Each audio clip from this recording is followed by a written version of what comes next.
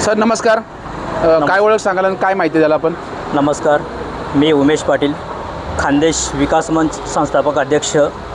सध्या मावळ नगरीत आणि त्यात तळेगाव नगर परिसरात, तळेगाव दाभाडे नगरी परिसरात सध्या ज्या वाढत्या घटना आहेत त्या बऱ्यापैकी वाढलेल्या आहेत. सगळ्यात महत्त्वाचे मी आपल्या निदर्शनात आणून देऊ इच्छितो की जो कामगार वर्ग तळेगाव परिसरात राहिला आला आहे किंवा तळेगाव आणि चाकण इंडस्ट्रियल एरिया मोठ्या प्रमाणात वाढल्यामुळे जी लोकसंख्या वाढलेली आहे, तर त्या वाढलेल्या लोकसंख्येचा कुठंतरी एक रस्त्यांचा अभाव किंवा कॉलन्यांचा जो रस्ता आहे, मेन हायवे आहे, त्या हायवेला अतिरेक स्पीड, वाहनांचा अतिरेक स्पीड, शिवाय रात्रीला ज्यावेळेस नोकरदार वर्ग कंपनीतून बाहेर पडतो तर घरी येण्याची त्यांची धावपळ असतात.